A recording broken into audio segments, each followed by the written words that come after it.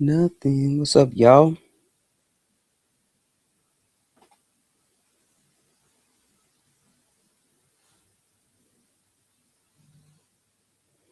I'm getting the lives up, so it take a minute to get all the um.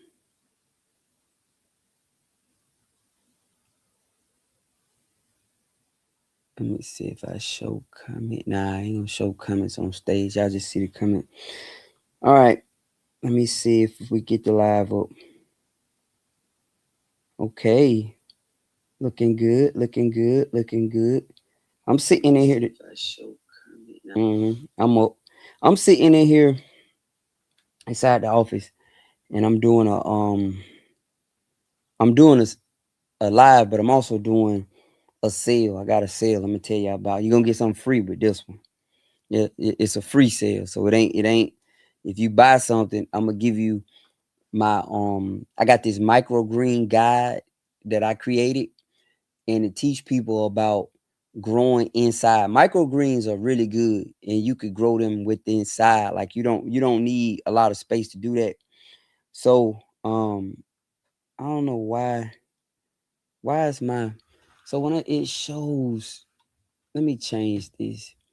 I don't like how it's showing on my live, man. Hold on one second. That StreamYard stuff. I gotta figure that out. But let me delete all that right quick. Done. Say okay, okay. How everybody doing today? I'm trying to get this thing up and get it running right.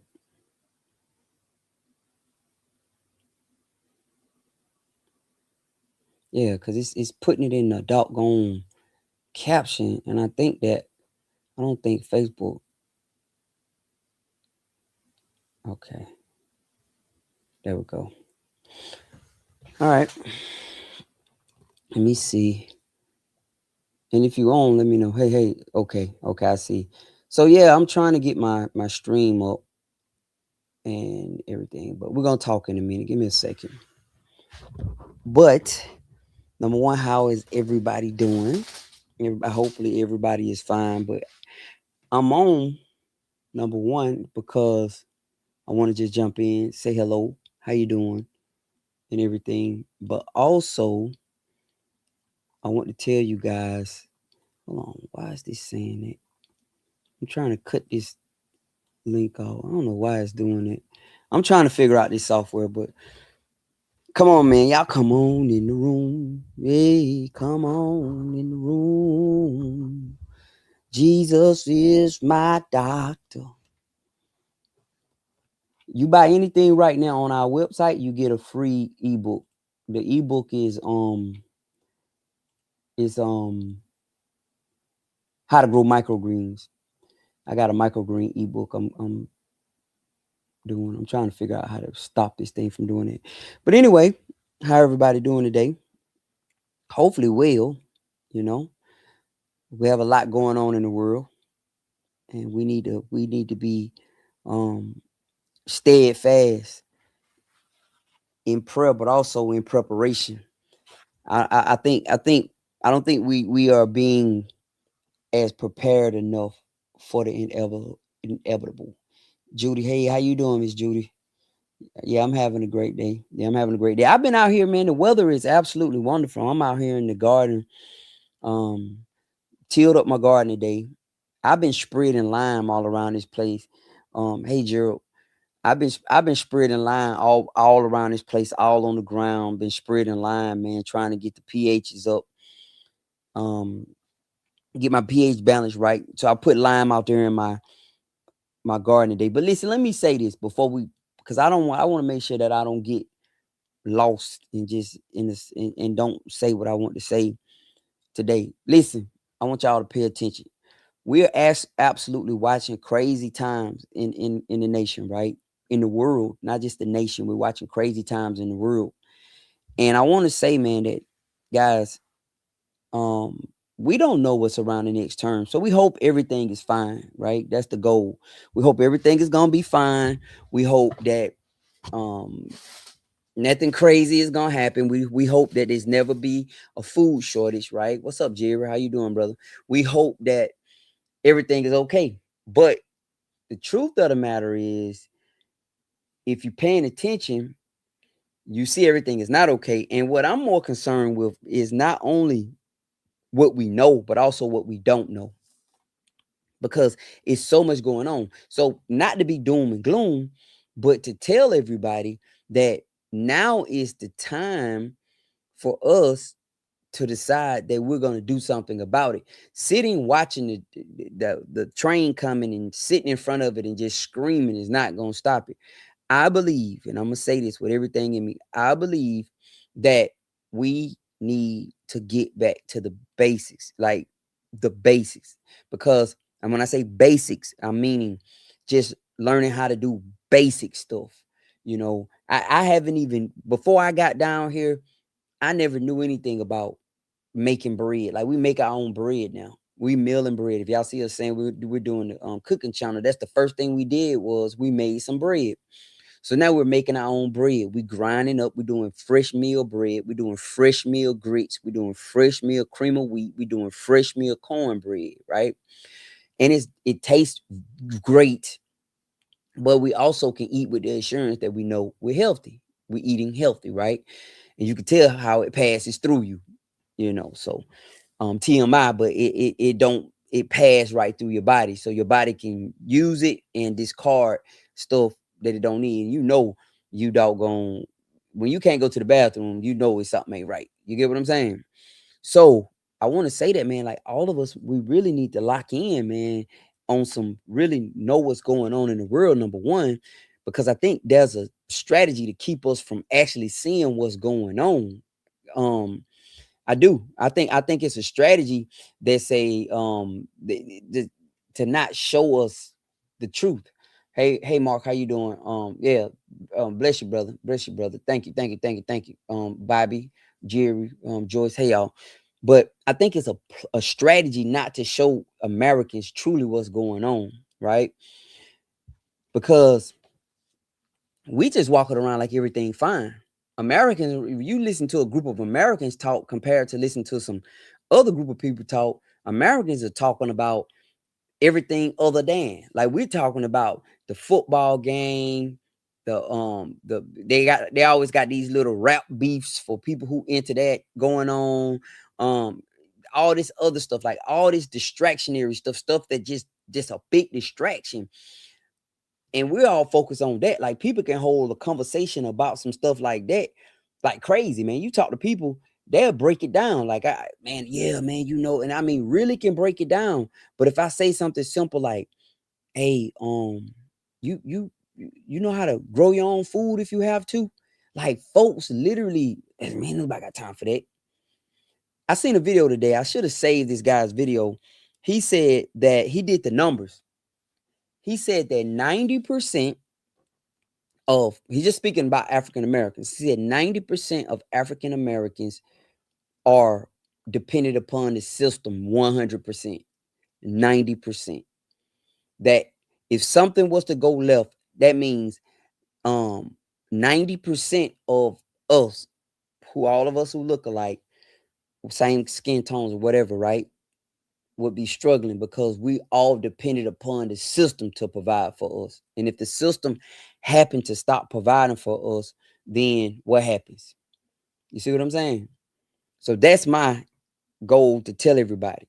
Um, what's going on? What's going on? What's your name? Trey Desky? Yeah, Trey Desky Danes. What's up, brother? Hey Linda, how you doing? I'm running a sale on our products, guys. LarryTeresa.com. You buy one, you get our free microgreens book. You get that teaching you how to grow microgreens inside. And it may be just something for you to take and put to the side because it may be useful in the future. Learning how to grow stuff in the house under lights, fast growing seeds, get nutrition in your body, nutrition in your family fast, right? But that's the talk I want to have with y'all, right? We know, what do we know? Like what do we know? Y'all know it's a war. We all know that fuel prices are getting ready to go up, right? Y'all all know that. So if you don't know, you need to go fill your car up if you got the money. You need to go ahead and fill it up. Keep your car full if you got the money. I know I remember back in '08 when the gas prices went so high, I didn't have the money. You see what I'm saying? So that was a different story. But definitely keep your fuel tank full right now, y'all. You should. I would also say that you probably want to take some cash if you can and keep an assortment of cash. Um, because what if the bank shut down? And I know nobody want to hear this stuff. Nobody wants to hear this stuff until it's too late. But you think all these wealthy people are building these bunkers and making wealthy people, all the wealthy people are building bunkers right now. Y'all know that?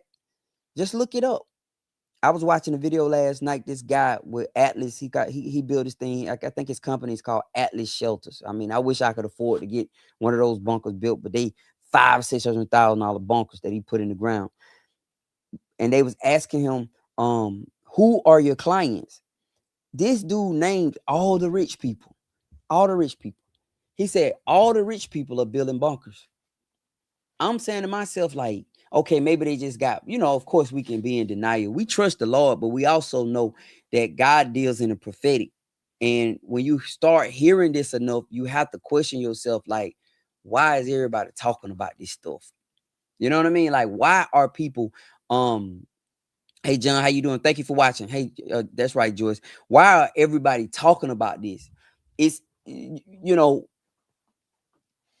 same message across different platforms. We're talking about people who don't know each other, people who ain't never met each other, but they got the same message, y'all. That's the prophetic. Y'all know that? Y'all know what the prophetic is? Let's talk about the prophetic, right? Y'all know that's the prophetic, right? That's God. He's talking about what's coming, and he's using people to do it. And it's spread out, man. It ain't just me. It ain't just, I'm just a dude from Atlanta, Georgia, man. I'm not no super prepper. I'm not. I'm not. I just feel like COVID was the beginning of something. I felt like when COVID hit, that's the beginning of something. Tony said, Black people know how to survive. They depend on the system to keep them where they may be at. I don't know, bro. I can't say that no more, Tony. We had a group of people who knew how to survive, but I can't say that no more. You know, you got to be real with yourself and just look at the group of people you're looking at now. Now, maybe the older generation knew how to survive, but do y'all actually believe that these young folks know how to survive? Do y'all believe that? I don't. Yeah, I don't. All right, Dirty Red, you sent me a message. I got you, bro. I'm gonna check you out. I don't believe that. Yeah, I don't. And I'm not trying to be critical. I'm just saying that that ideal is not is it might have been good back in the day, but I don't know so much no more. These young people are not equipped, and then a lot of the older people who are like in my grandmama them generation, they have all these doggone skill sets that they have them, and they just because they grew up tending gardens, they grew up doing this stuff. It ain't nothing special to them. They just always did it. But as you see that older generation leaving here, that that knowledge is leaving with them, and we're not getting it because we didn't have to. So we didn't have to learn how to grow a garden. Why? Because we always could go to the store and get it. And my parents ain't taught me no stuff like that. You know, my daddy ain't, my mama them ain't taught me. My mom was only 15 years older than me, so she didn't know. You know what I mean? She didn't know. My daddy, he might have knew, but he ain't taught me no stuff like that. All right, I got you, Dirty Rig. I'm about to hit you up now. Not right now, but where you hit me on Instagram, Facebook, I'll find you. But I got you. But so what I'm saying is, we as a people, they say my people, um, perish by lack of knowledge. This is prophetic. So, like, that's how we gonna perish. People gonna perish for what they don't know. You hear what I'm saying? She said, I'm reading y'all comments. Linda said, no, they don't know how to live. They don't not survive, not knock down, drag out. We gonna now they may have the desire to, but what young person know how to grow a garden from nothing? You see what I'm saying? Because ain't nobody taught that. These messages haven't been passed down. What young person I mean, we talking about city top young person. I don't even know country young person that know how to go out and harvest a deer or harvest an animal and skin it and quarter it out. And you know what I mean? Like I got my own place and I'm just now trying to learn how to do that. Like for real. And the only reason I'm trying to learn how to do it because it make the meat too expensive when I have to pay somebody to do it. You get it? So let me see. I'm gonna read y'all comments. Joyce said the younger generations just don't want to listen to older people. They think that they have an answer, that they know it all. You know what the younger people believe? They can Google everything. Yeah. Like the young people don't have a sense of direction. They don't have a sense of direction. Like, because they look at their phones to go where they go. Turn left right here, turn right here. So young people don't have a sense of direction. When you talk to young people, a lot of young people don't know how to drive off of memory. They don't. So just think about it. When I came up, you make a left turn down there, go up about 45, make a right turn at the next light. Like you somebody older say, I want you to go down, go to the second light, make a right. No, the young person said, just give me the address and they'll put it in their phone. So they have took away their ability to navigate without this. So if they ever have to navigate without this, they're lost. They don't know what to do. You get what I'm saying? And that's the same way with information. Young people have a lot of information. They can Google stuff, but what they don't know is the exception to the rule. Meaning, okay, yes, that information is true, but if you do that at this time and this and that, these are the type of stuff that's not being passed on. I was watching this guy. He said about planting gardens. He said you can plant a garden, but you got to know when to plant it. He said it's the moon got to be right to plant the garden. Like that ain't nothing you could Google. You know what I mean? Like it may be somewhere, but who would have known to Google the moon? Now these are older farmers, like 80, 90 years old. I believe them. You see what I'm saying? I believe them straight up.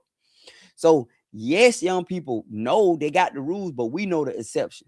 All right, our YouTube comment says, my mother taught me and your children learn also. And that's a blessing that your mama taught you. Alexia, your name Alexia Joyce. How you doing today? And your children know how to, that you didn't harbor the information and that they was open to receive it. Tradesky said convenience now play a big part. That's gonna be the downfall of mankind right there, Tradesky. Convenience. Having the ability to get what you want when you want it right then and there. There's a process that you have to go through to actually get what you want. You have to learn how to prepare. You have to learn how to take care of something. You have to learn how to tend to it. You have to learn how to, while it's growing, then you got to learn how to harvest it properly. You have to learn how to work with the soil, thus teaching you. So a lot of the issues that the younger generation have is because that process is being removed from our society because everything is right now.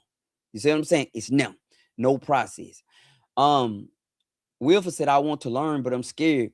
Well, Wilford, you better do it now. You know what I mean? Because hunger is something else.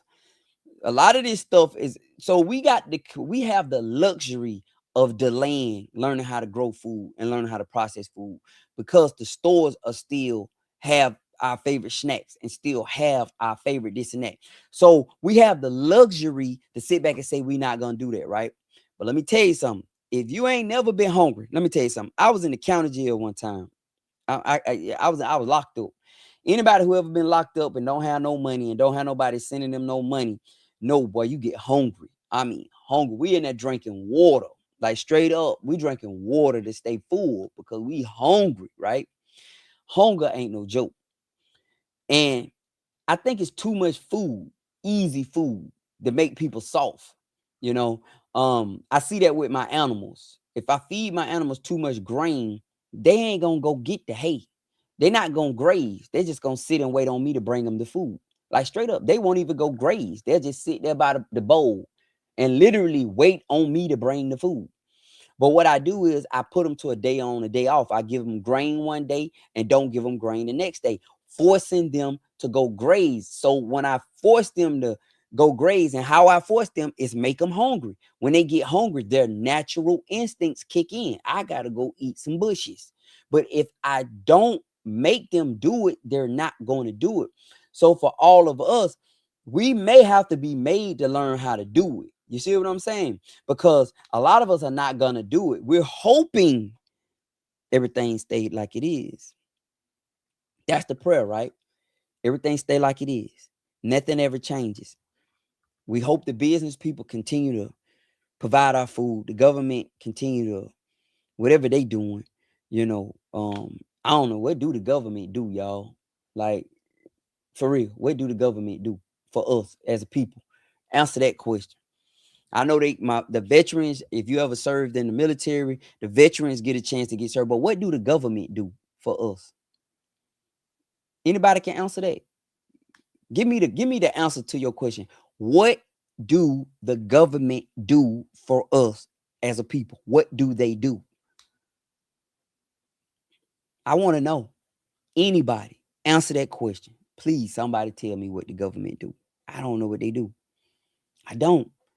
I get a tax bill every year that I have to pay, but I don't know what the government do.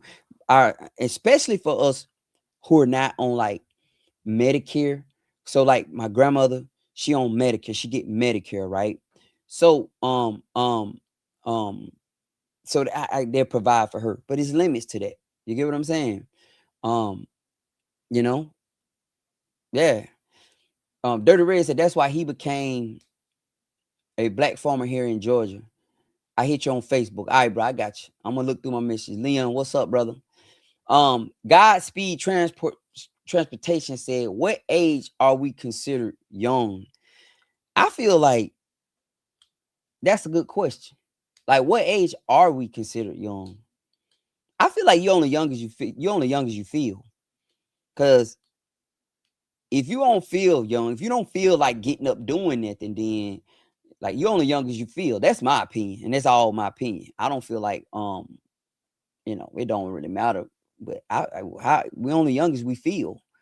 If you 90 and you feel young enough to get up and go do something, I think that's young. But I think in reference to the question when we were talking about the young people, I don't know, man. I don't know. I think it's a generation younger than what you are today, right? Let's see. Joyce said true. Tredesky said, I grew up picking tobacco, raised in the watermelon field and onions. That's right. This Kenny said this generation is AI driven. I agree. My children are between the ages of 20 27. It's a lot of information outside of the internet. These are YouTube comments. Absolutely. A root crop should be planted on the full moon. All right, that's a good idea. That's good information. That's falling sky homesteading. So a root crop, any kind of root crop. We talking about potatoes, carrots, turnip, anything that's gonna have a root at the bottom, right? Yeah, should have be planted at the full moon. Anyone under the age of 40, hello, Molesky. It said anyone under the age of 40 will struggle with any type of manual labor. Technology is a distraction that enables them to withhold the knowledge and experience of work that requires manual labor. Sad but true. Bridget said, veterans are not served properly. Joy said nothing. Keep you depict willful. These are people answering the question about what do the government actually do, like just straight up. Just I'm not trying to be anti-government, because that's all we have, guys. We can't try to tear it down, because what happens then? What happens if we tear it down? But what do they do outside of us watching them on the news every day? What do they actually do for the American people? They do more for foreign countries than they do for American people. Just look at the bills that's passed. It's in support of foreign countries. They send foreign aid. They send our tax dollars that we're taxed on what we make, what we buy, and what we own. Property, sales, income tax, and every other hidden tax that's out there. Inflation is a hidden tax. The lottery is a tax. It's a tax. The lottery is a tax, guys. I know you may not see it because somebody you know or you might have won it, but the lottery is a tax. When you look at the big number of people who playing every day, that's a hidden tax. The lottery is a tax on the poor. All right. So I asked the question. Wilford said to keep you dependent on them. Debbie said to keep us from growing. Andrew said body in motion stays in motion. That's right. You got to keep moving. Body in motion stays in motion. You're right about that. Stop us from doing for ourselves. I'm asking a question about what do the government actually do? Stop us from doing for ourselves. Nathan, that's a good comment. Public schools. Yeah, I just did a video about public schools. If you can homeschool your kids. If you're a young person and you have the bandwidth to be able to raise your children at home, do that. Don't fall for this propaganda that they're gonna be weird. No, they're gonna be weird if you got them going to school. I'm telling you now, you're gonna have your kid. Your kid's gonna be exposed to things that you would not want your kids exposed to, sending them up to that schoolhouse. I'm telling you, your kids will be exposed to all kind of stuff. And now, guys, you can't cut on the TV without seeing some teacher. Y'all know what the teachers are doing with the kids. You can't even cut on the TV without seeing that. You know, women, men, it ain't the old, young, all of them. You can't send your kids to school without worrying about somebody preying on your children some way, some form of fashion. Now, I know in the real world, a lot of us can't do that because we have to work, right? I owe. So off the work I go. We have to handle our business. And I understand that. That's the benefit of two family homes. If we can ever get back to that dynamic, we got two family homes. Many hand may work light. You got two kids in the family, a mother, a father. Somebody can choose to be the breadwinner. The other one can be choose to be the homemaker, right? And I know a lot of and it don't. I don't think it's a gender specific role. I don't think that it has to be the woman or it has to be the man. I just think we have to work together as a unit to make that happen. But I remember raising my kids and sending my kids to school. I didn't want my kids to be exposed to certain stuff because they were I was trying to keep them green. I was because I knew y'all are not intelligent or mature enough to be able to handle this stuff. Man, they'll go to school, they're exposed to it because you cannot account for what another child is being exposed to that they're gonna bring to school. You can't account for the administrators or the staff who choose to prey on your children. You can't account for what they're gonna. You have all these right here. Everybody walking around these, right? So things you won't allow your kids to look at, they can see on their friend phone. They can see on a laptop. You see what I'm saying? So I feel like, man, homeschooling is a way to save your children. And if you look at the kids who are homeschooled now, the adults who are homeschooled, a lot of them jokers are successful, man. I'm telling you, man, go look them up. Go look at all the homeschool people who are in high positions now. I'm just being honest, right? um Private school. I used to cut these private school kids hair, and they used to tell me the stuff they used to be dealing with. I thought private school was better, but I found out that a lot of the parents who kids got kicked out of public school sent their kids to private school because their kids couldn't go to public school no more, so they paid for them. These little bad little kids up in there. You see what I'm saying? And it was a guy was telling me that. He said, man, I school off the chain. But that's another story right there. But what do they do, man? What do they do? Like, what do the government do? Bridget said, I work with the veterans on a regular, and you would not, hold on, I'm sorry, I lost that comment. You would not imagine what I have to go through to get them a house in to get them service. I imagine. I mean, I ain't surprised by that. Mm-mm. I'm not surprised. Are you? I'm not surprised. So we have a government that I don't even know what they do for us. I don't. Do y'all care about no for real though? Do y'all have a problem with Iran? As American taxpayers, do you have a problem with the country of Iran? I don't even know why they over there fighting Iran. I don't. I mean, maybe one of you guys are smarter than me and y'all could tell me what's going on, but I don't even know why they over there fighting. What's the point? You see what I'm saying? So if our government supposedly work for us, then why are we in a fight that nobody in America seemed to care about. Nobody care about. Of course, you got your red, white, and blues.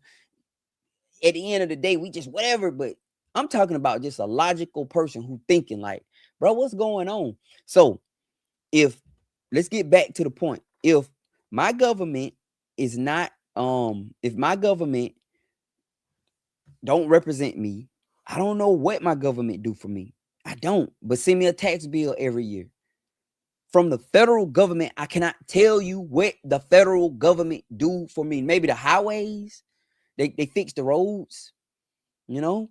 Now my state, city, local, I can see where they come out and scrape my road.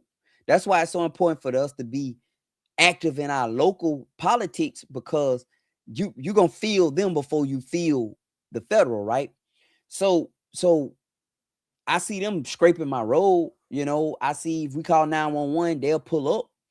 If I need to go file a charge on somebody, I can go to the local police department. Like, I can see what they do. But for the federal government, y'all, I don't really know. I'm just being honest. I cannot tell you what they do for us. I don't. And I'm not anti-government at all, but I don't know what they do for us. Either party. Like, I don't know what they do for us. You're a Democrat, you're a Republican, you're a conservative, whatever. I'm not a political guy, but I'm just saying, like, what do they do for us? Let me read the comments. He says, X Paris said, I am a prophecy student and prophetic seer, led to Alabama to start a forum for the times we have entered in. We have been working at it for 4 years now. Same. Yeah, we've been the same. 4 years too. My daughter was in kindergarten for 3 days 2 years ago. I've been homeschooling ever since. I feel you. I feel you, man, for real. That's a good job. David said, nobody wants you to say nothing to their kids and they're jumping on grown folks. When I was growing up, you didn't touch. No. Yeah, you didn't ever disrespect the grown person. Whatever you were doing, you stopped it. That's gone. When the babies start having babies and they started saying, my daddy had this theory. My daddy long gone now.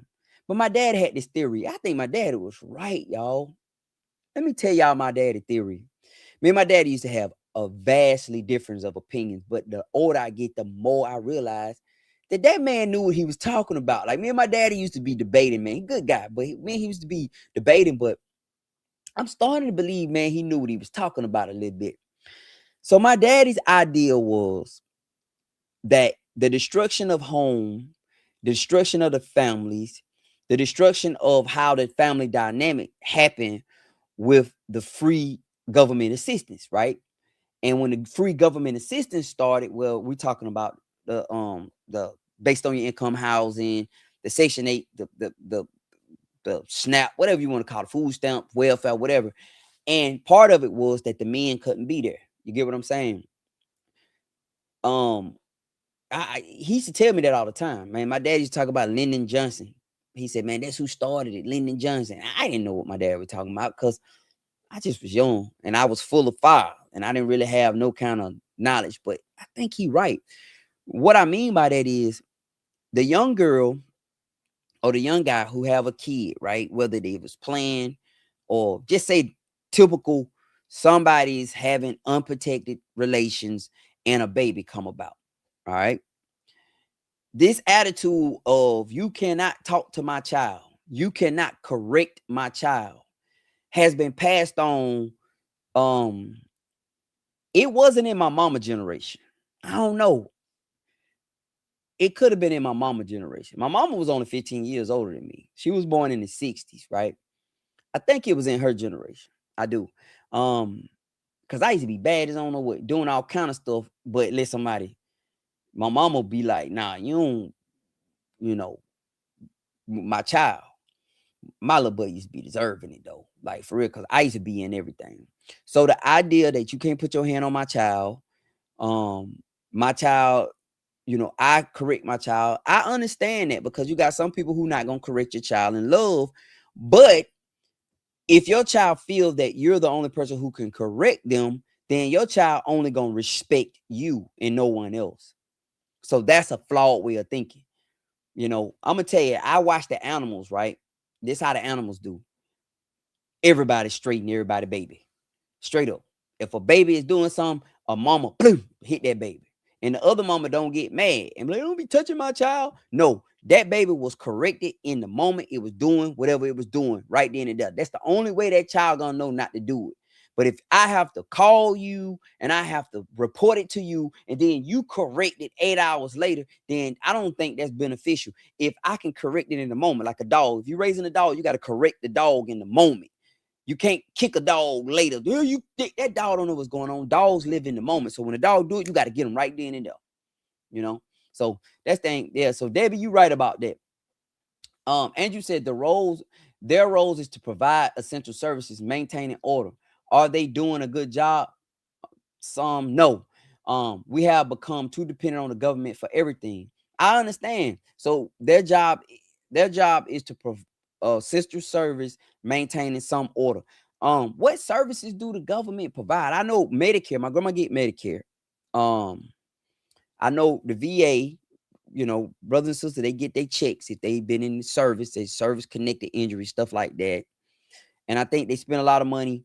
Um, on the housing for active duty people in military, I guess. Now, I'm just trying to quantify what do they do for us. I'm talking about you and me, who just a middle class citizen in America, paying bills, going. What do they do for us? Not that overarching thing. I don't know. All right. Um, Obey said, I don't have a problem with Iran. I don't either. I don't even know what's the deal. You know, they in bed with each other. Bridget said they in bed with each other in every manner you can't think of. Yeah, Tredesky said they owe Israel. That's been a big thing. Israel. Um, Andrew Young said war machine making the rich richer. I do not know of any. I do not know of any black owned defense companies. I don't either. I don't. It may be somebody in there somewhere. I don't know. Jacqueline said nothing. Sam said, my husband and I homeschooled. I love these kind of comments. Homeschool our three. They were very stable and successful adults. Now, thank God. I'm telling you, y'all, I want y'all to understand this because we've been trapped into this. I owe. So off the work I go. And it's a cycle. And I'm starting to realize that the ploy is always to attack the next generation that's coming. You know, you see these kids get out of control, right? And you see they got all these weird things. Like these kids don't even know if they boys or girls anymore. Like they tell these kids are going to school. I don't care if this offend you or not, but I want to be but politically correct, man. We gotta attack evil, man. We do. These kids are going to school in their most vulnerable times in their mind. Like they don't know left from right. And you have people in these schools helping them to be more confused. You see what I'm saying? They're going in there and this is what my son told me. My youngest son told me this. He went to college. My youngest son said, if you don't believe anything when you go to college, you definitely not gonna believe anything when you come out of there. He said, because them professors, them liberal arts professors and stuff like that, man, he said they'll have you all messed up. He said, but you gotta believe something when you come in there, and you gotta stand on that. You gotta have some type of faith. We got away from that. So we letting the world teach our kids what to believe, y'all. We is. All right. It's true. It's true. It's true. All right, here we go. That's how it was back in the day. All right, so ex Paris are coming when I asked what do the government do. She said, or he, I'm sorry, I don't know if you're a male or female. She said FEMA, right? Department of Agriculture, right? Department of War, Department of Transportation, the FDA. All right. So FEMA, we had Hurricane Helene down here. They ain't do nothing for us. They ain't do nothing for us. I'm pretty sure some people got their checks, but FEMA didn't do nothing for us. I had to go through my insurance company. So, and then a lot of my neighbors and a lot of people who lost stuff, they were having problems with FEMA. So I don't know. I know what they're for. They're the Federal Emergency Management Agency. I know what that stands for, right? I do know if I don't know. I can't say. Now, I want to jump on the Department of Agriculture. Absolutely. The Department of Agriculture, the USDA, the FSA, Farm Service Agency. Now, they do have absolutely great benefits in there for farmers. Right. They do. We just got denied for something though. They denied us. But we got approved through the NRCS. That's how we got that high tunnel. Now we had to pay for it out of our pocket, and they 100% reimbursed us. But we did get approved for that. If I would have known that I was gonna get approved, I would have went and did something else. But God, it's God's time, right? All right. So she said the War Department. Yeah, Department of War, right? Department of Transportation. I understand that. But what out of all those lists you named, X Paris, for real though, what out of those have actually benefited you in any kind of way? And this is not no trying to like no, I don't this is not contentious. So I'm not coming to you trying to trip you up. No, I'm asking legitimate, heartfelt questions. Like we can quote this. The only time I can tell you about something federal is the FBI, the DEA, the ATL, the IRS. They lock people up if you do something wrong. They come after you for taxes, back taxes. I do know about the USDA. I do know about that. I do know about FEMA, but I'm just talking about the day-to-day individual. Yeah, day-to-day individual. Let us say they have that bisexual thing, whatever that may be. Yeah, I'm not really sure, man. I think it's all demonic, man. I hate for people, this your sexual whatever, but it's all demonic.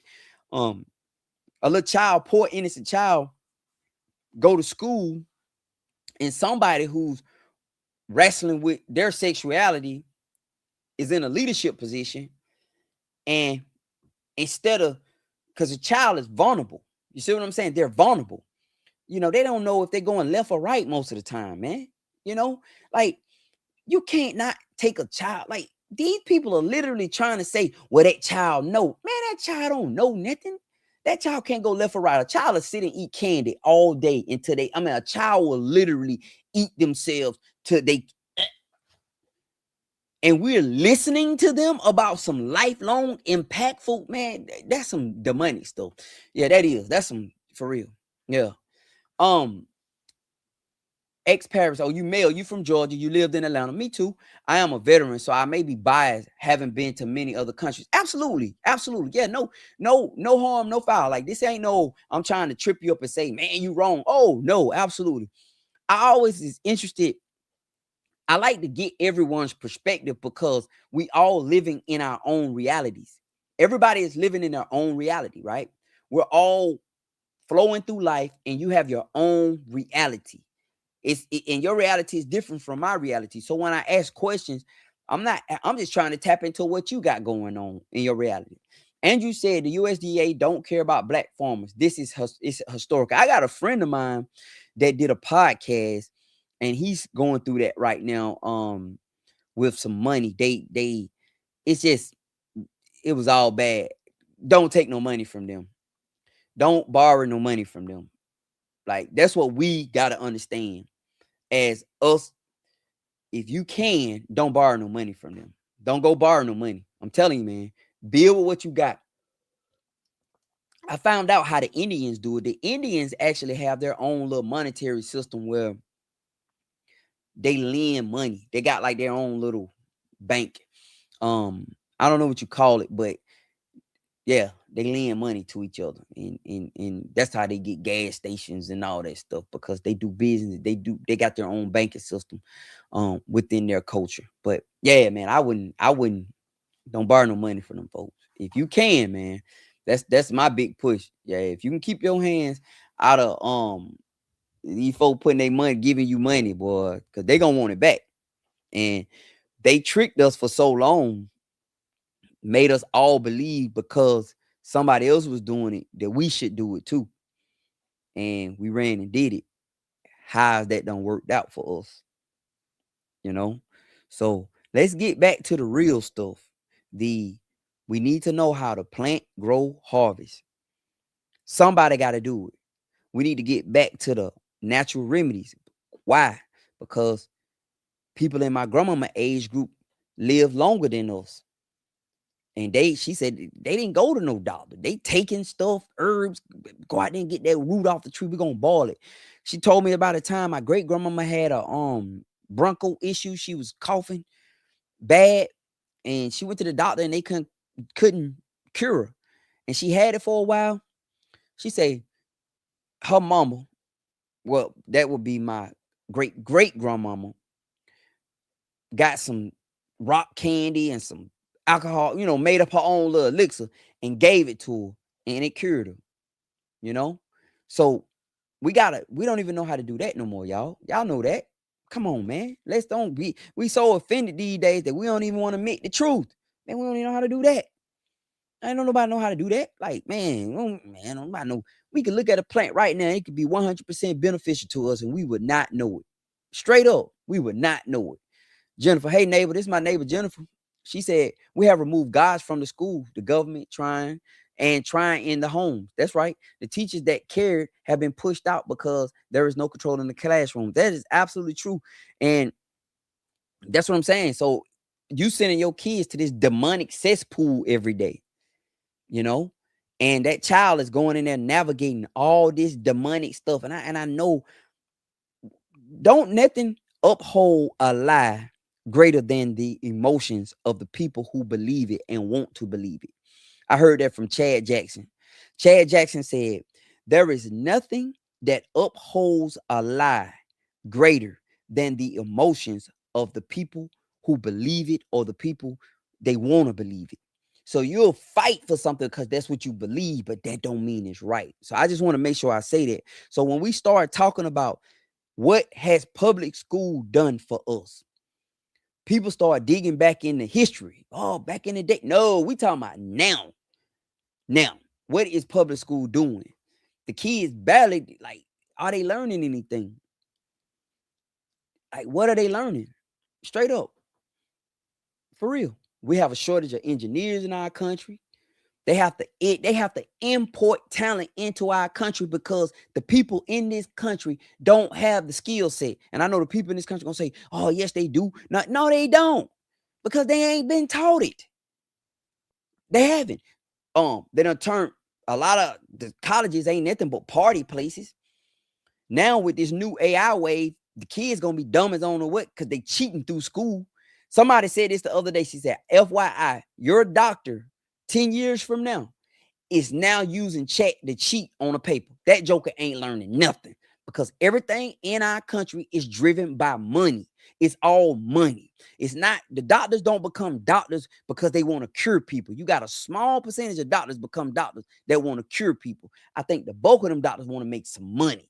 They want to get into a profession to make money. So this is the country that worships money, idolize that god of money, right? And we call it capitalism. Capitalism is a thing that nobody cares about anybody. It's all about money. I can cut your throat. I can stick you in the back. It don't matter. Is it good business? That's good business. No morals, no values, no nothing. It's all about money, right? So that's the idolatry part. We're worshiping money in this country. So none of our professionals that's graduating school are doing it because they simply want to do it. They simply want to add value to the profession. They're doing it because they can make money. Right? You remember when you told me, when you was trying to figure out what to go to school for, somebody said, boy, you better do that, boy, you're gonna make plenty of money. Not the fact that you can add value, right, to something. They said, boy, you can make plenty of money. So they started selling college degrees.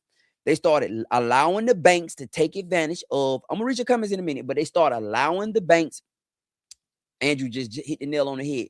They start allowing the banks to prey on the college students. These are the people who are going to shape and mold our tomorrow. These are your future doctors, your future educators. These are your future attorneys. These are your future everything, right? Your future engineers, your future architects, the backbone of our nation, right? Our nation is only strong as the education of the people, not the war machine. The people, the strong education of the people, right? So they started preying on these people. All the people who went to college, not all of them. Some people came out smooth. How they preyed on them, got them into them student loans, made school so unaffordable that people had to take loans. It shouldn't cost no 150 grand to get no education. That's what I said. So what do our government do? So if the government is going to put $3 billion in something, don't you think the government should put $3 billion in its future? The government should put $3 billion in the kids of tomorrow and make sure they get educated. So if they're going to spend $3 billion, they said they sent Israel $6 billion last year, right? So if they're going to spend $6 billion on something, don't you think it would be highly, highly beneficial to the nation if the government spent $6 billion on the young people who are in school, right? But instead, no, we're going to take all y'all tax dollars, send it to a foreign country, allow the banks to take advantage of its citizens. We're going to bag the loans with tax dollars. The loans, the student loans are now backed by tax dollars. So they tell the banks, yeah, y'all go ahead. Yeah, y'all can loan them something. They can't write them off. We'll buy them. So what it is, Fannie Mae, which one the student loan company? Is it Fannie Mae? We'll buy them.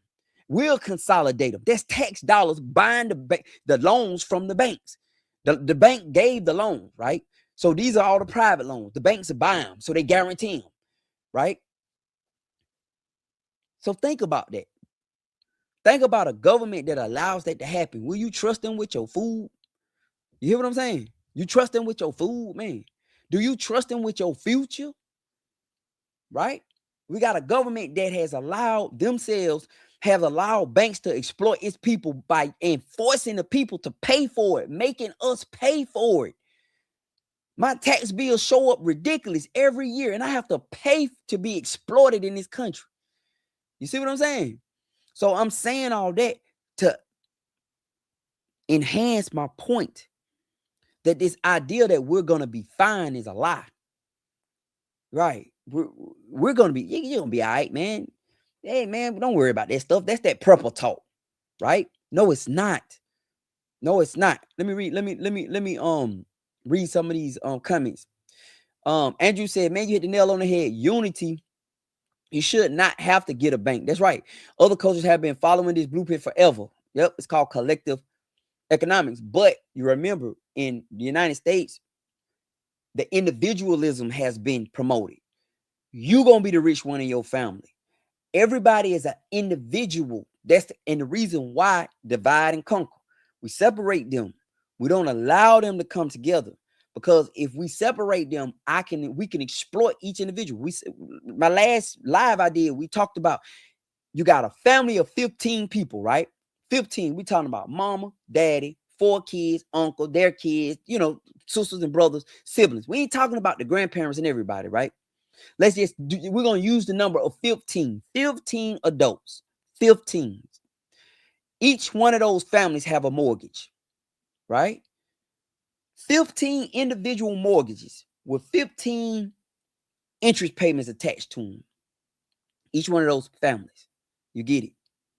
Those kids are going off to school. If they go to college or whatever, hopefully the families can pay for it, but most families can't afford to pay for college these days.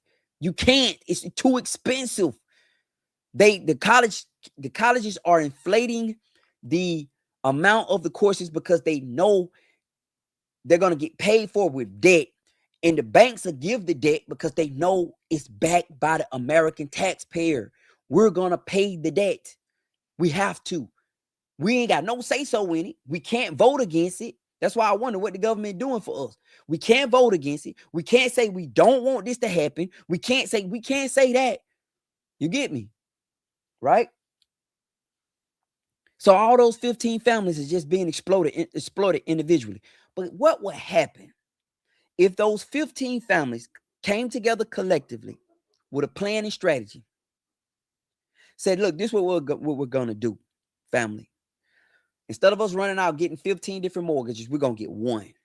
All right? It's going to be for a good little bit. We're going to buy this piece of place and we're going to all move on it and we're going to make it work with one another. Right? We're going to make it work. We're going to learn how to do whatever we need to do. And we're going to grow this place out. We're going to work all together to pay that mortgage off. Then we're going to build this. And then we're going to build that. And we're going to build this and build that and build that. Before long, we don't have any debt, right? And every year, all of us work together and just pay the taxes and the insurance on this place. That's it. But that's too much like right. We can't do that because we've been engineered against that. Like that's been a ploy. The American people have been engineered against that. Yeah, we don't know how to work with one another. Kids can't even write in cursive these days. Absolutely. Why did they even teach us if they were going to stop teaching them? Like, that's crazy. Like, these little kids don't know how to write cursive. I'm wondering why they even taught us. Why do we have to teach? Why did we have to learn cursive, y'all? Think about it. I remember writing in cursive. I hated it. I know how to write in cursive. But why?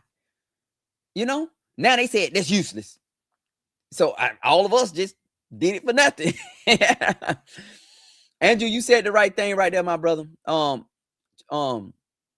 Trade schools have been removed from schools. Back in the day, trade school was part of every school curriculum. And they've been removed from the communities too, my brother. They've been not just removed from the schools, they've been removed from the communities. Y'all remember every community had a little community college, a trade school in it you could go to, especially when I was in Atlanta. When I grew up in Atlanta, we had the Cab Technical College. I think they still have Atlanta Area Tech. For real. The next thing you know is Georgia Perimeter. You know, they done got rid of all that. So we need skills. George said, make it plain. That's right. I'm trying. Hey, Patrice Kendrick, how you doing? What investment would you recommend other than the farmland?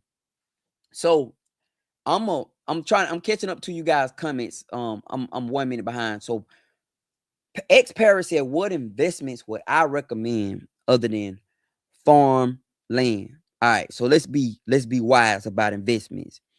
We're putting our money in something in hopes to get a return on it, right? So what can you name that you can put money in that you're gonna get an eventual return on it? You know, I know a lot of people play the markets. I don't know enough about them. I can tell you the idea behind them, but I also don't want to give my money to somebody and hope they do right by it. I learned that a long time ago. You know, you give them your money and say, take care of me. My attorney, let me tell you the story about my attorney. Older gentleman, he invested in GM. He held I think GM might have had dividends at the time, and he was investing in GM, and he put his money in GM. When I met him, he was already knocking on 80. He was still working, and I asked him, man, why you still work? And he said, because when GM shut down and became the new GM, they basically became a new company. They got rid of the old company. He said, that's what they ain't telling y'all. When they said they're the new GM, they pretty much got rid of the old company. And then they forced them to have Ally Bank to where they lend money for their own cars, etc. He said, man, I lost so much in it. And it was at that moment I was like, man, I see stuff like options and I see the markets and I hear these stories. But at the same breath, I don't know about giving somebody my money and hope they do right with it. I know everybody got wonderful stories. We've seen that with the crypto. People gave everybody the crypto. The crypto was doing so good and people just lost their shirts on the crypto. People lost everything on crypto with this latest downturn. Maybe come back. I don't know. So if you ask me what I would invest in other than the farmland, the first thing would be real. It got to be real. It can't be nothing digital. So the only thing I know that's real is real estate. That's it. The only thing I know real is real estate. That's it. If I can't touch it, feel it, see it, I don't know if I really want to trust it. So for me, if somebody asks me, Larry, what you'll put your money in, it's going to be real estate. That's what it's going to be. It's going to be real estate.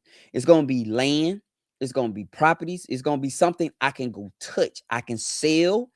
The only problem with real estate is your money not liquid. It's not liquid. Like you can have a running account with stocks and you can trade and you can sell real fast and get your money out of some stocks, right?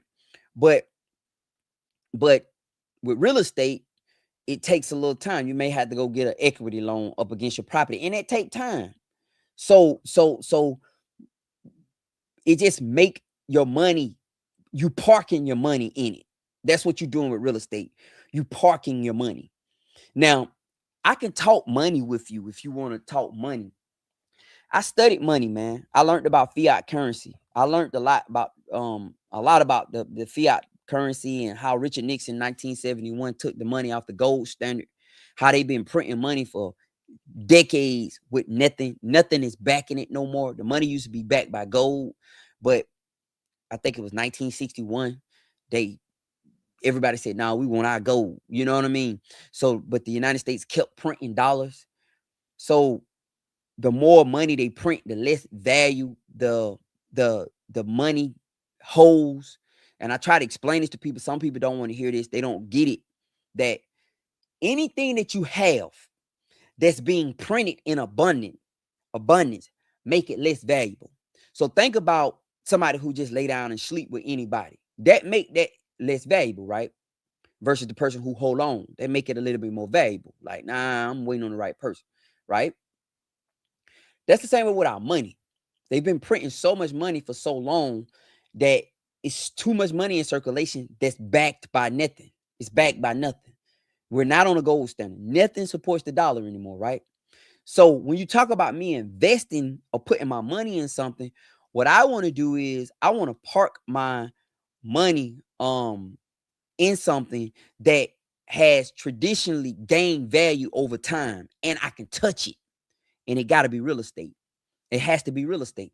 The only problem is you're not liquid, meaning you can't, if you got something to do right now, you can't do it because you got your money tied up in this property. Where if you had it in a market, you could probably sell, you could take a quick, real fast, you just make a quick trade and get your money back. But you can't see, feel, touch that. You looking at that on the screen. Everybody say we going into the digital era. Bro, we've been in the digital era. Yeah, we've been in the digital era. Everybody say we going digital. No, we've been in the digital era. That's another thing about commodities: silver, gold, platinum, corn. You know what I mean? Yeah. That's commodity. Something you can touch. You get it? Let me try to catch up with these comments right quick. Thank you, Nathan. Good question. Good answer. Victor said, "Good viz, my brother. I'm ready to pool my resources with others to build more wealth. I am gaining wealth with my lawn business, 2 jobs, and investing, but there has got to be an easier way. The housing market is a self-inflicted slavery. Yeah, I want to build a compound or a business with like-minded people. I welcome instructions or recommendations." So what I've learned, what I've learned about um the a lot of times we missing the missing piece of knowledge, right? So when you said the housing market is a self-inflicted slavery, I understand what you're saying about that. I do. I understand what you're saying about that. Like you don't want to go put yourself in debt um to be in a house. I understand all that. But another thing that we have not learned in our society and the value of it is we haven't learned how to build up our resources. I think when we approach stuff, we always approaching it with one mind. And not saying you are, Victor, but I'm just speaking to like approaching something with one mindset. Like I have to borrow money to get it when I don't. If I build up 50K, you catch the right deal, you buy it outright, you know, and it's gonna become more of a resource to you because at any given moment, you go pull the equity out that place. You can borrow against it. Now it actually becomes an asset to you. Remember, assets put in, liabilities take out. So I just feel like real estate property is the way. I watch these people sell their trees off their land, right? Meaning that down here where I'm at, I'm in the woods. And everywhere are pine tree farms. I was talking to a guy from Atlanta the other day. I had ordered this hay fork and he delivered it. He drove it from McDonald. He brought it down here. When he got down here, he was originally from Atlanta. He grew up in DeKalb County. I mean, our lives were similar. And he's a white guy too. And I was like, we got to talking and stuff. And he was like, "I like your place." I said, "Yeah." He said, "Boy, I'm thinking about doing something like this." And we just got to talking. We got to talking. We got to talking. And he was just asking questions. I could tell he was really interested. That man had a truck full of stuff that he had to go deliver, but he done parked and he talking to me. And I told him one thing. He said his mother-in-law had property. He said he didn't know how he could make money off the property. I said, "Are they pine trees on them?" He said, "Yeah, full of pine trees." I said, "You can sell the old trees." He said, "Really?" I said, "Yup." So in the city, we pay to get trees cut down. Down here, man, you can get $20,000, right? You get $20,000 for trees. What up, Mope? How you doing? I'm doing a live. How you doing? Come say hey to everybody right quick. Come on over. Tell them hey. Hey, How school was? good. You good? Yeah. What you got? From the floor. You brought me one? No. Your mama dead wrong. I'm gonna talk to your mama. Go ask why I brought it. Why? Because it's Match Day. All right. Well, I love you. I'll see you in a minute.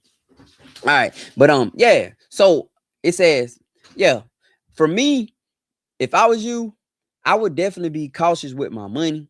You're making money. You working like you busting your butt and you working, man. I see. You got to get to the point where you're making money and you don't have to work. And where that come from, it starts with product. You got to have product, and you just got to figure that out, brother. You got to create product. Yeah, that's what you need. Yeah, and it outweighs talent every day.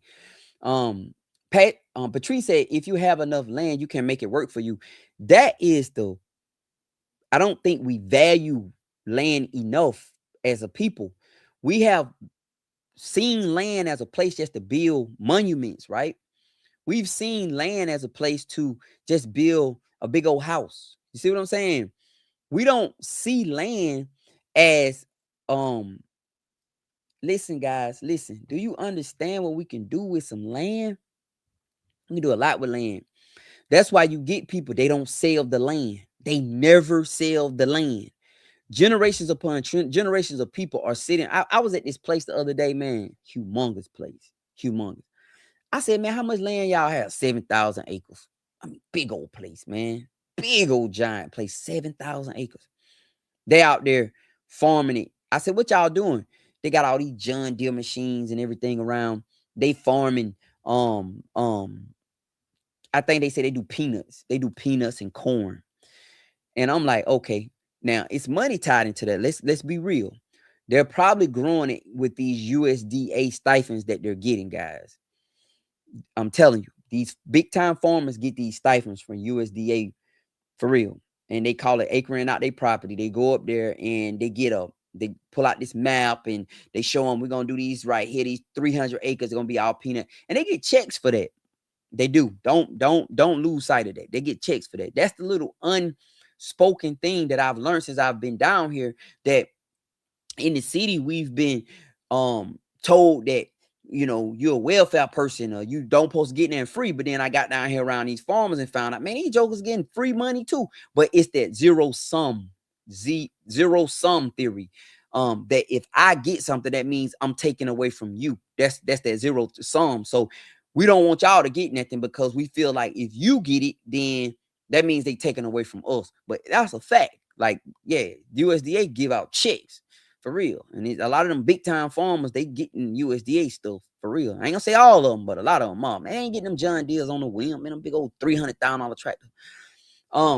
Myron says, I guess you're answering the question about what was cursive for. Myron said cursive historically served to prevent ink blots from quill pens, was considered a mark of professional literacy.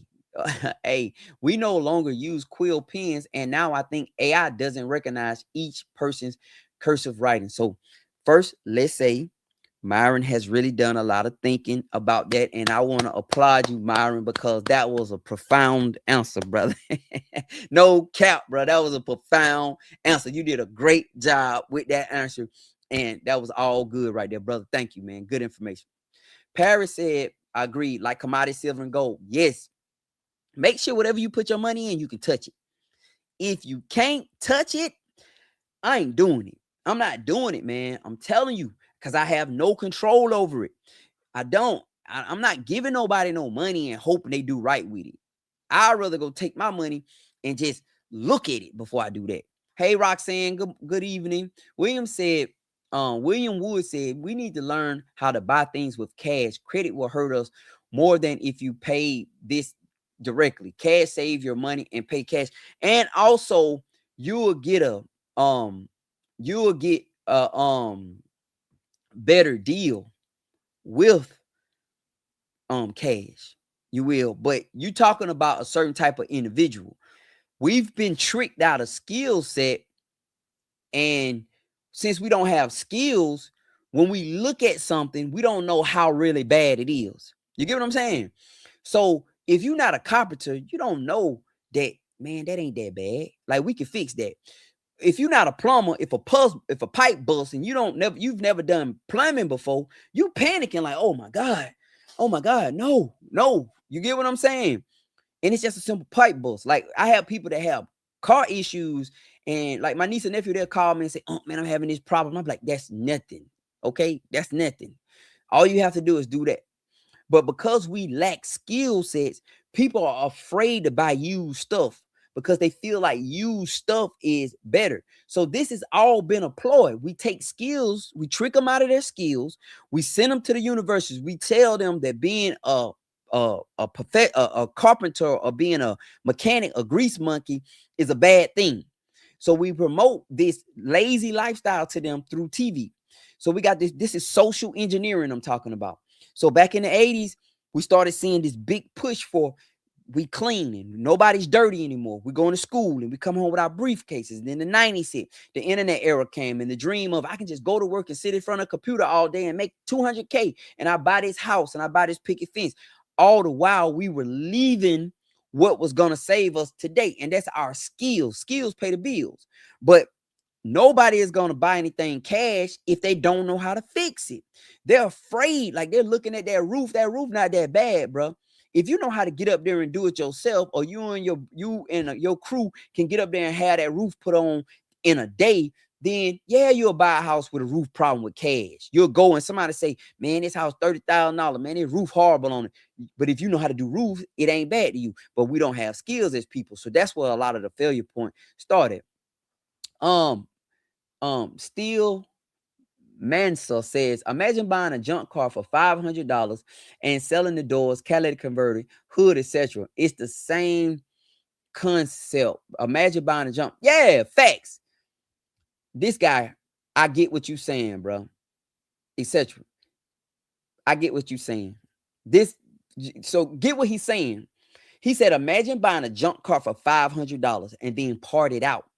So you see them people buying junk cars. You part it out and you say, okay, I need $300 for the doors. The catalytic converter, I need $200 for that. Okay, the hood, I need $150 for that. The seats, I need $150 for that set. Like you'll end up making $1,500 off of it, right? That was a real thing. Like that's a real thing. We got to get back to that mindset. Jennifer said, with everything going on in the world today, everyone needs to have a stash of cash for survival. The digital world can be taken out quickly. We need to have money for survival. You are absolutely true. We need a stash of cash.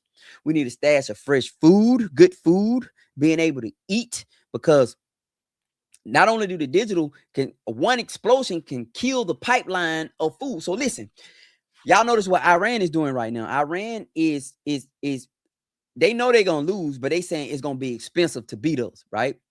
They're saying that, okay, we're gonna lose. We can't beat y'all, but it's gonna cost a lot of money. So what they're doing is they're not sending missiles at the US, they're destroying oil refineries, they're destroying everything they can, and that's gonna impact us. So let's say the same concept happened with a train that brings us food, or with because we get food through trains, planes, and trucks. That's freight get brought up in here. Let's say blow up the Mexican border, now we can't get stuff from Chile no more, or something happened crazy, right? What do we do at that point? Our beef come from Brazil, our pig come from China. Our Like, we don't have that anymore. Like, we don't have American hardly anything. So not only do we need to have a stash of cash, but we better have a stash of food too, because boy, the worst case scenario hit, but we'll be on some rations around here.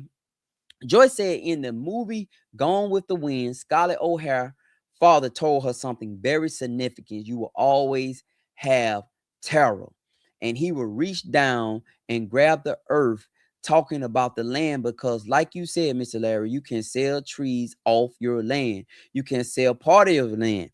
Listen, you can lease your land out. If you have enough land, you can get in touch with a cow farmer. You can grow hay on your land. It costs money, but it's a lot you can do. You have generations of families that don't sell the land. Look at what the wealthy people are doing. Wealthy people are purchasing land, but all the while pushing the poor people to buy stocks, ETFs, Bitcoin. Like, they're telling you to buy that stuff when we all need to be trying to grab us a piece of the pie too.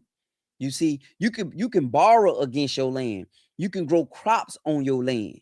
You see, you could get you a herd of animals and put it on your land and sell animals. Like, it's a lot you can do with land. You can, but we've been tricked to, like, believe and celebrate this other stuff, right? We'd rather ride around in a car that we're going to pay for in 7 years for 125K. A car, like cars, cars are 50, 60 grand now, regular cars, right? We'll go get a truck that's 80K because we can afford the payments, but not one time say, shoot, what if I keep my old truck? Yeah, we got a tick here and there. We may need to get a new motor put in eventually. But if I'm gonna spend 80K, I go take 80K and buy me a piece of property somewhere. I don't know what to do with it, but I own it. You see what I'm saying? Eventually down the line, maybe we could go and sell it, because real estate has historically appreciated. When you look at the history of real estate, it always appreciates. You have moments of down, but it always eventually go up. It gains value. So I think we're not talking about that enough. The benefits of owning land. It's a lot that come with it. Let me read the comments. Shalom. Patrice said, I totally agree. Been dumbed down. She said, I didn't see any solar panels or generators. What's your plan for power? Oh, buddy, we got generators. I'm the generator king. I got a 64 kW generator sitting out there. Still got a little work done with it. I have a 15 kW military generator that's sitting out there on a trailer. I bought that at a military auction. It works. And we got small individual. We got 12 kW, 12 kW generators. Yeah. 12,000 watt generators. Yeah. Oh, we got plenty of generators. Hey, no, yeah. Y'all, so I went through Hurricane Helene. We lived off generators for 7 days straight. Oh, yeah. Oh, now we good on generators.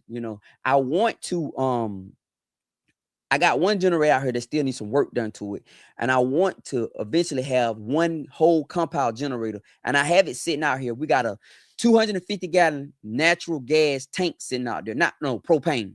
We have a 250-gallon propane tank sitting out there as well. The generator it's been converted to propane. But it's gonna get right. But we got a bunch of little small generators around here too. So yeah, I have plenty of generators. The solar is a problem for me because in order to produce the kind of power we need for the solar, we either gonna need a bunch of panels or we can go straight hybrid. Like, we can do so many panels, so many, generator wattage. But the problem with the solar is it take up a lot of space. So you may need a quarter acre worth of panels. That's ground we could be growing on. You see what I'm saying? Like, we could be growing something on those grounds. So that's the only drawback to the solar for me. You have to put a field. You have to have a solar field, and you have to have a bunch of panels out there, and that's taking growing land up. So I got a bunch of sheep, not a bunch, but I have a few sheep and I have a bunch of goats. So part of the benefit of me having the land is they eat off of it. So if I take away their land, that's less food for us to eat. You get what I'm saying? Less food for them to eat. So yeah, we have plenty of generated power. Yeah, like I said, we live 7 days. We live 7 days off a generator. We got propane everything. Straight up. Propane tank full out there. We got well water. We have well, and I have a military generator. Yeah, we got a lot. So Larry Hyde, you tired of living? He said, living in the city. I would like to go and get okay, Debbie, you tired of living in the city. You want to get a little piece of land, no more than 4 or 5 acres, but I'm scared that I might end up in a sundown town. I'm gonna answer your question. Don't want to go to my hometown, Jackson, Tennessee. Right outside of Memphis. Yeah, right outside of Memphis, man. So let me tell you about fear. Fear is a control mechanism. Fear is used to control people. Yeah, it is. Fear is a control mechanism. It's a tool used to control people. So when I talk to people and they say, but I'm scared, then you're being controlled by the fear, right? You have to ask yourself, like, so many people said that to me. So many people say that, Larry, you got to be careful. You'll be in a sundown town. I've heard it so many times. For all my people don't know what a sundown town is, where black people got to be out by sundown. Yeah, I'm pretty sure there's towns like that around. I know it is, but Ain't nobody finna stop me from living in no town. Like, you know, it is what it is. Like, they ain't not finna stop me from living in no town. We may have to go through some real serious stuff, but if I want to be there, I'm gonna be there. I ain't no gangster or nothing. It's just gonna be what it is. But I get what you're saying. There's challenges to everything, and I know why you don't want to go back to Jackson. I know about Jackson. But you're gonna have to get over your fear because you got good and bad people everywhere. There's bad people everywhere.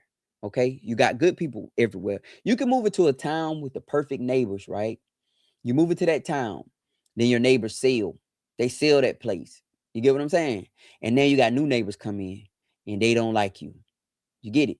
So you move into a place and it's the perfect place. It's ideal. The people are nice. Your neighbors are nice. They're good folks. But then your neighbor right beside you who you have a relationship with, they sell their place. And the people who buy it are not nice people. And now you got problems. So that's why it's so important that you don't allow fear to stop you, because all you have is the Lord. You know what I mean? That's what you have. When I first moved here, we had a bully up the hill, you know, and he's a bully. He wanted to be a bully. He wanted to be a bully. Whatever. You know what I mean? Okay, let's do it. All right. You know, I just, the only thing I could do was just say, Lord, I just pray you move this mountain out my way, cause I ain't going nowhere. But he lost the place, and now I got a great family up there. You get what I'm saying? So I wouldn't let that stop me. I asked for the script. I asked for discernment. Asked God to give me discernment. About going a place, get there. Ask for discernment. But just because you move to a place and the place ain't, you may move to a place and it's and the people around you don't like you, and then all of a sudden somebody die out, and now you got a whole bunch of people that love you, or vice versa. So don't let that stop you. Don't let that stop you. Be wise, use wisdom, but don't let that stop you. Trudy said you love watching our family. Thank you, Trudy. We love you watching. Trudy said, Larry, I live on the Gulf Coast of Florida. I have an acre of land. How many goats can I have in a closure? So you're talking about, when you say a closure, are you talking about just like a paddock, a pen? Because you could get a lot of goats in a pen. They got something called dry lot. Look up dry lot. Okay. Dry lot is where you put the goats in a dry lot. People put sand down, they put crush and run down, where they kill all the grass off, and that's how they raise their goats within there. And animals never get sick because they're not exposed to grass, so they never get parasites, right? You can do dry lighting, if that's something. An acre is a good sized property now. If you don't have proper fencing, I wouldn't, because goats will try you. Sheep are cool, but yeah, goats will try you. Yeah, I would advise you to get sheep. That's what I would advise you to get. Yeah, get sheep, Trudy. Linda said, buy so no one is that close. I say on mine, they on theirs. Yeah, I feel you. Buy so no one is that close. But also, you want to be far enough so they can't meddle, but close enough so they can help. You hear me? You want to be far enough so they can't meddle in your business, what you got going on. But you also want to be close enough that if it's an emergency, they can help. Because you don't want to be by yourself in the middle of nowhere. All right? So far enough so they can't meddle in your business, but close enough so they can help. Yeah. And vice versa. Everybody have their own little space and privacy, but if you need me, hit me up. I'm coming. I'm still close enough where I can jump in my truck and be there within a minute. Something going on. You got an emergency. Hey, man, I got a wild animal right here. Man, I'm over here, man. Look, could you help me? Vice versa, too. You get it? So, that's what I would do. raising goats a money maker. They make money. They do. I make money with my goats. But if you're trying to make money, I would suggest you do sheep. Do sheep. Everybody eat lamb meat. Everybody. Get you some sheep. Sheep are easier to maintain. They're easier to deal with. Sheep don't try to escape. Sheep don't do dumb stuff. Like you ain't gonna go out there and your sheep gonna have his head caught in a gate. Like I haven't had one do that yet. You get something called hair sheep. They shed their hair. I have some out there. They don't have horns. They just not a problem. So if you want to make some money, um, I'll just get me some sheep. Get sheep. All right. So if you want to make you some money with animals, think about sheep, think about hogs. Everybody eat pig meat. You know what I mean? Everybody eat lamb meat. You know, do something like that. All right. Goats are great. There's a big market for goats. You know, goat meat is going up. Small ruminants are going up. Sheep, um, goats, that is going up.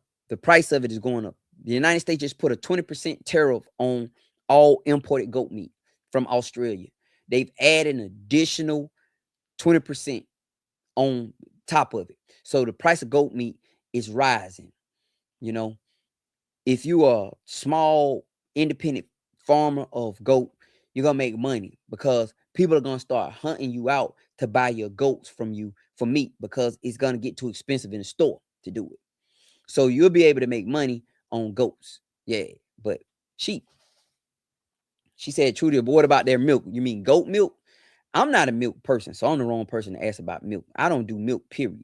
Whether it's a cow milk, sheep milk. I'm not a milk person. Yeah, I don't do milk. I don't do dairy. I leave dairy. I left dairy alone.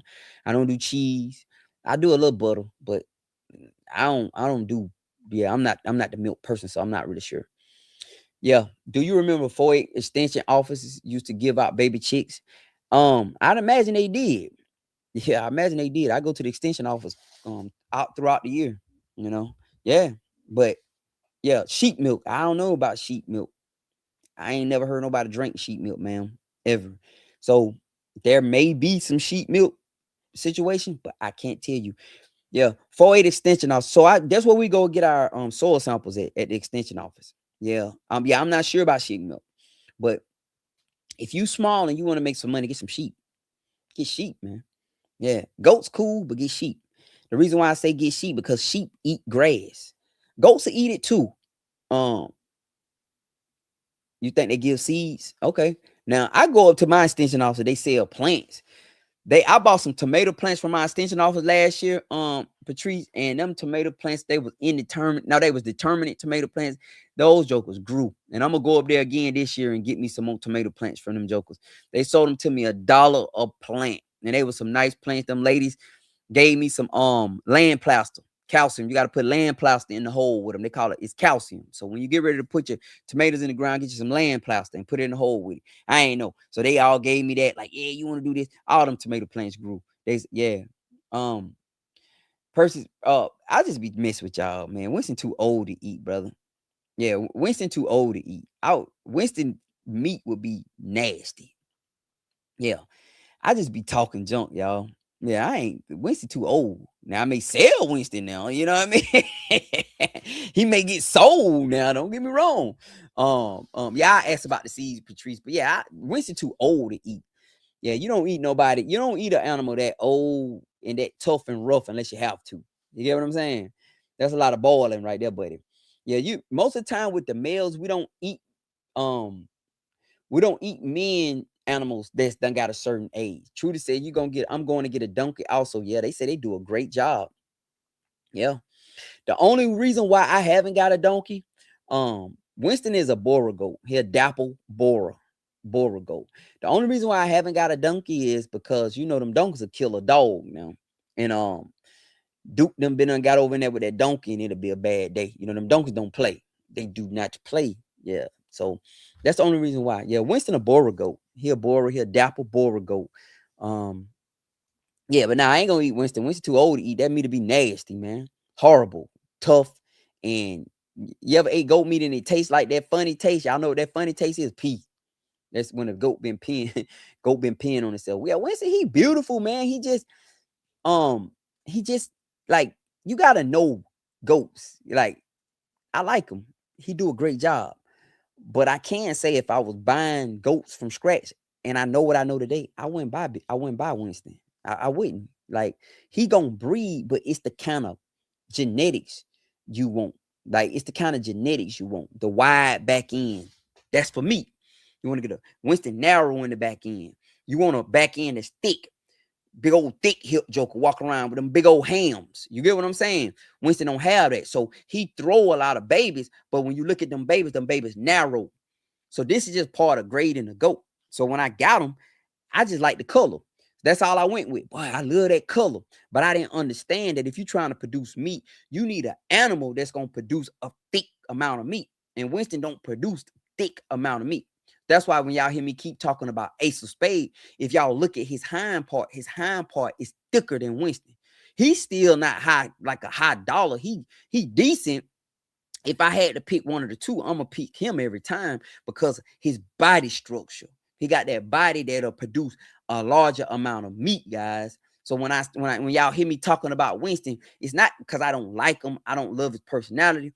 He's great. That's my little buddy. But when you look at him, when he turn around and walk away, the next time you see him walk away, look at his back parts. Look at his hind parts. When you look at his hind parts, it's narrow. It's very narrow. So the meat is not there. Now, when you see Ace turn around and walk, he's still a little narrow, but not like Winston. Winston arrow pointed straight. So that ham is not there. But look at Ace when he walk away. He got some big old hams back there. So the babies he throw, I got some of his babies on the ground. The babies he throw, the back legs are thick. They thick. So that's the meat. You know what I mean? So Patrice said, when I was growing up in Tennessee, our farm, we had a sow named Piggy Doopsy. Is that Piggy Doopsy or Piggy Dotsy? We used to ride her across the yard. My grandma talk about it all the time. They had a big pig, and then one day they came home, that mother was gone. My great grandma mother was like, they were like, what a pig? She gone. You know what I mean? This thing, they showed up back with a bunch of meat. Yeah, Duke a good dog.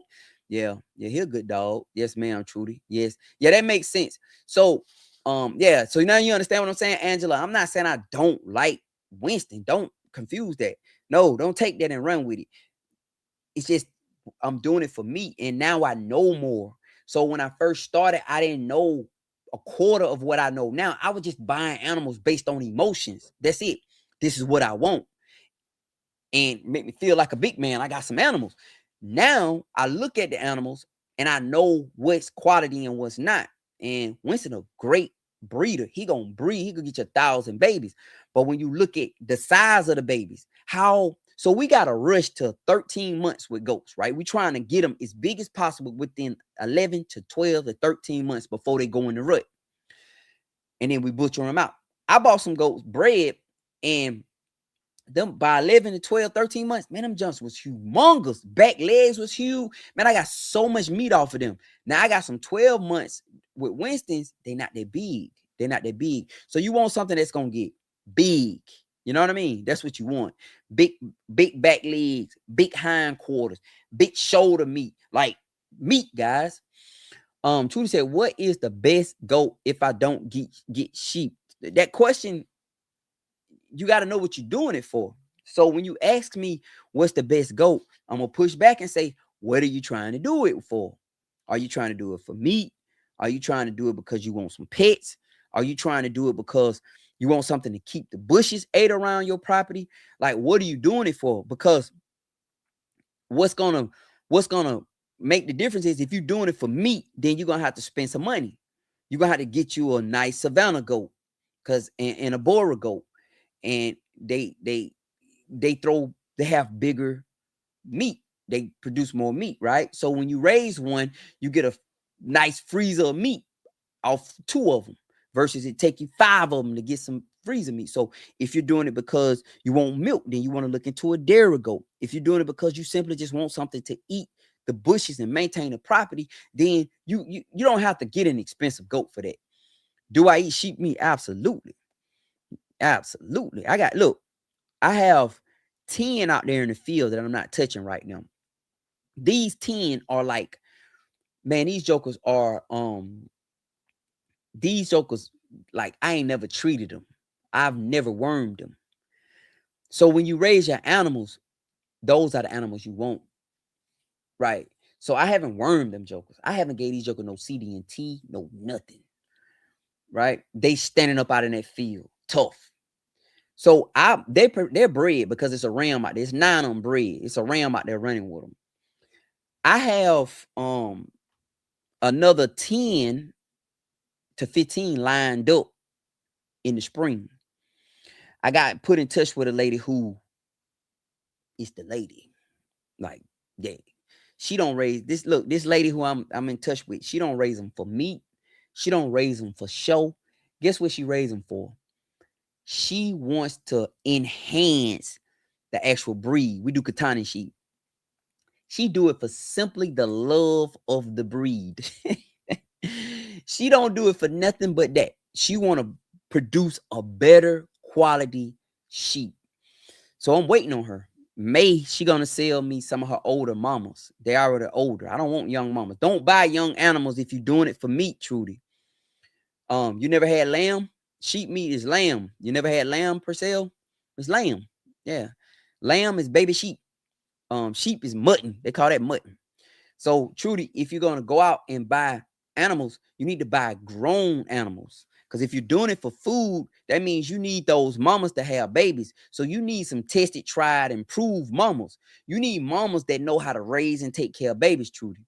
All right. So don't run out and get no young animals and try to raise it, because what happens is, number one, you're gonna waste a whole bunch of time. It take you about a good 5 or 6, 8 months, a year to get that animal up ready to have a baby. And you truly don't want to breed that animal, that girl, as soon as she is available to breed, because you don't, it's like a young mama, a young human mama. They don't know what to do.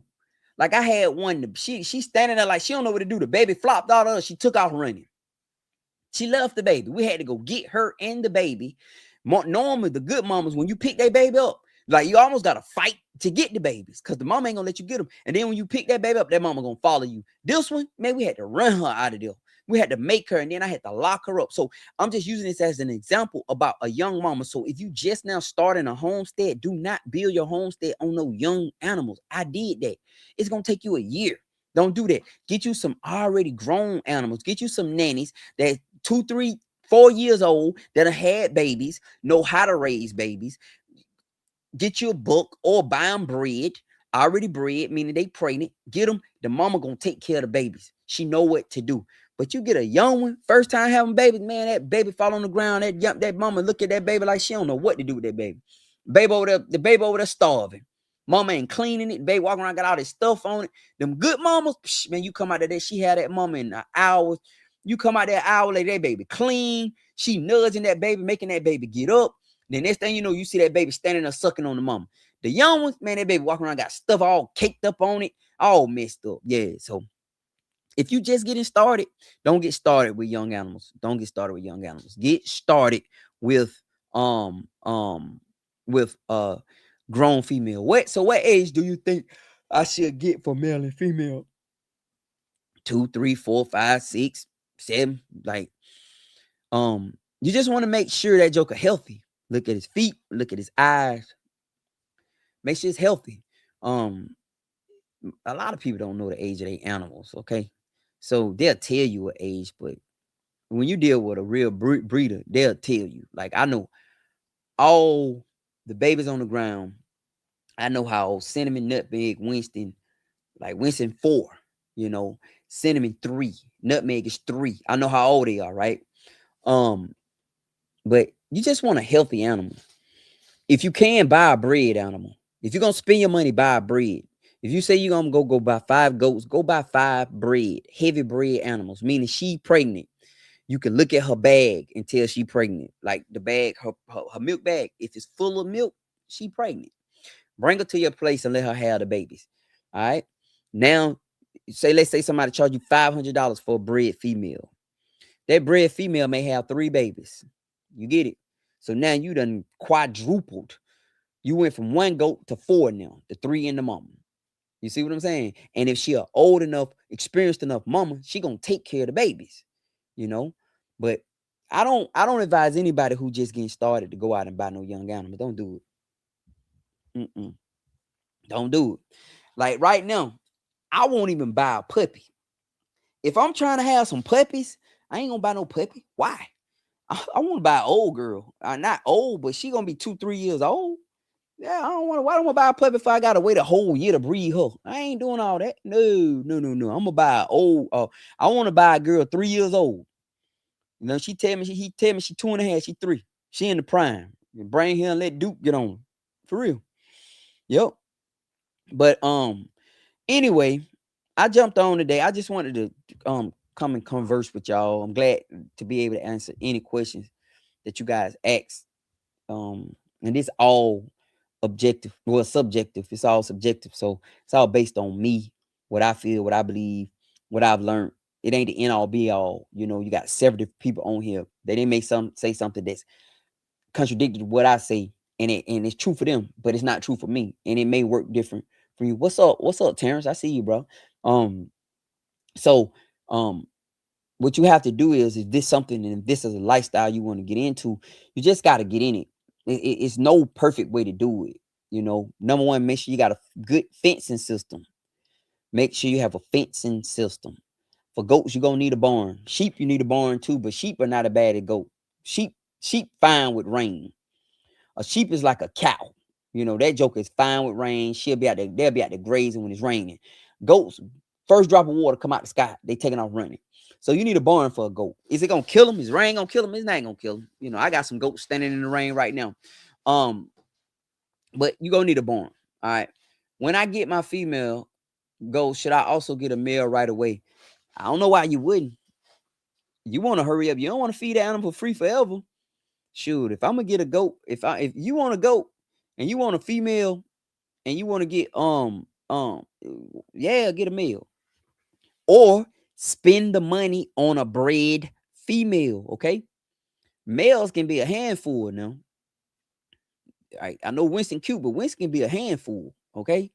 So instead of spending the money on a male and a female, how about you spend the money on a bred female, a female that's already pregnant?